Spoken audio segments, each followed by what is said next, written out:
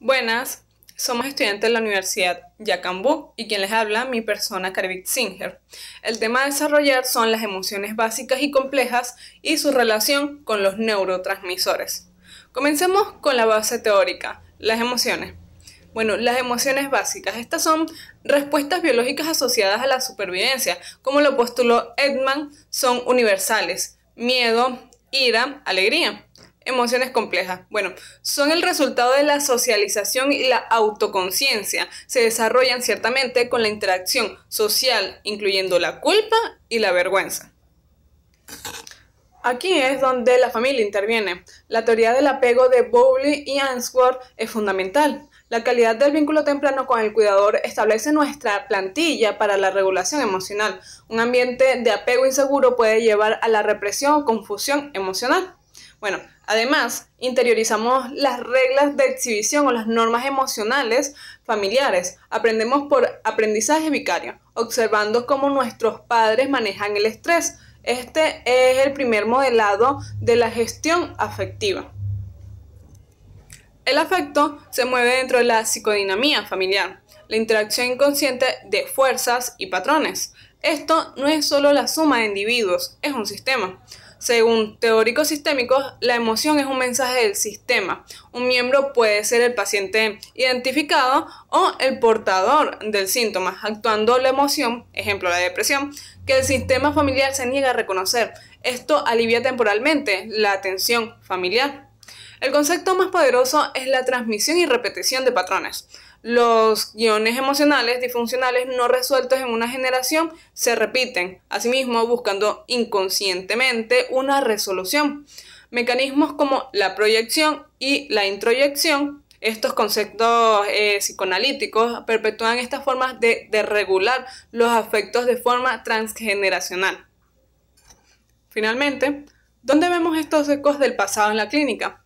En la adultez, la dificultad para regular los afectos genera problemas de vínculo, patrones de apego ansioso o evitativo en la pareja, y está fuertemente ligada a trastornos de ansiedad y depresión, a menudo por la represión crónica de emociones primarias como la ira, transformándose en síntomas somáticos o explosiones. Por otra parte, en la vejez, los patrones se reactivan. El duelo trae la soledad afectiva del individuo que nunca pudo ser vulnerable. La rumiación y culpa se agudizan y vemos casos de síntomas psicomáticos. Una defensa arcaica que mantiene el patrón familiar de no expresar el miedo genuino. Bueno, en síntesis, la familia nos da un guión, pero no nos condena. El trabajo terapéutico es hacer consciente lo inconsciente para que el adulto pueda reorganizar su narrativa emocional y liberar a las futuras generaciones de la carga de patrones no resueltos. Muchas gracias. Un cordial saludo, soy Emily Cote y hoy exploraremos el sufrimiento emocional, su vinculación con la enfermedad, las estructuras clínicas de la neurosis y la psicosis y el profundo miedo a la locura. El objetivo es comprender cómo éstas se interconectan y se manifiestan en la adultez y la vejez. El sufrimiento emocional no se queda solo en la mente, se expresa en el cuerpo. Puede presentarse como ansiedad crónica, depresión, apatía o aislamiento y también de manera somática como cefaleas tensionales, molestias digestivas, tensión muscular y fatiga inexplicable. En la psicología clínica observamos con frecuencia que síntomas físicos persistentes están ligados a un malestar psíquico no elaborado. Por eso es esencial una evaluación integral que considere simultáneamente lo médico y lo emocional.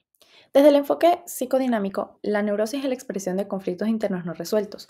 La persona vive una tensión entre deseos, previsiones y realidad que se traduce en síntomas como ansiedad crónica, fobias o estados depresivos.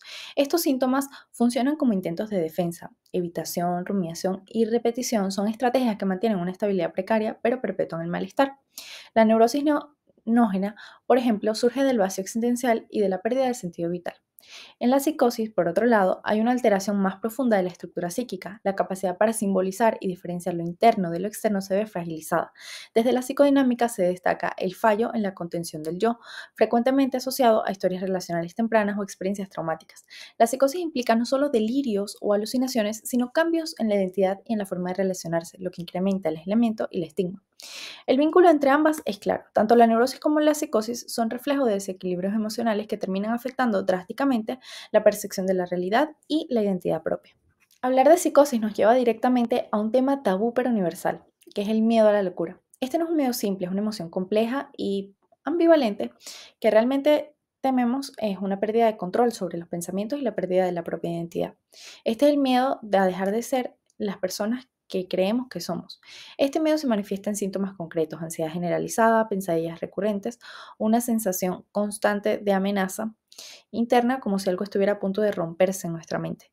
Curiosamente, este miedo puede tener una función adaptativa. Este puede ser el motor que nos impulsa a buscar ayuda profesional. Sin embargo, si no se gestiona y se vuelve abrumador, puede intensificar el sufrimiento y la angustia. Al abordar la salud en la vejez, el sufrimiento emocional frecuentemente se enmascara.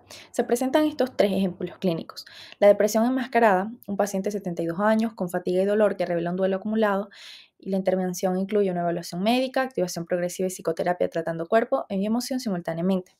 Ansiedad ante la muerte, una mujer con enfermedad crónica sufre de ansiedad somatizada debido a duelos no elaborados. Para esto se utilizan técnicas de manejo de ansiedad y psicoterapia existencial, mejorando así su calidad de vida.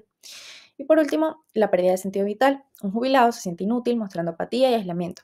La intervención se enfoca en reconstruir su sentido de utilidad a través de terapia, activación social y ocupacional.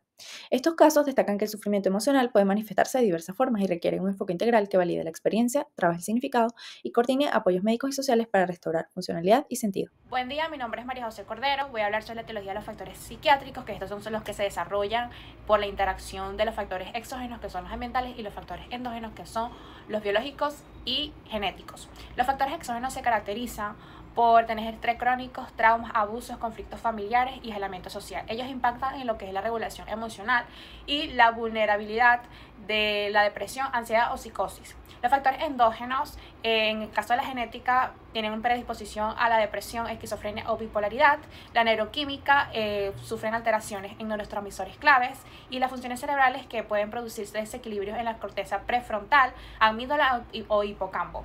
Entre ellos existe una interacción, ya que ellos determinan lo que es la vulnerabilidad de los trastornos emocionales. La importancia de los neurotransmisores. Los neurotransmisores se encargan de permitir la comunicación entre neuronas y así regular la motivación, las emociones, el sueño y la conducta. Tenemos la serotonina, que regula el ánimo, el sueño y el apetito, y puede ocasionar un déficit en la depresión y en la ansiedad.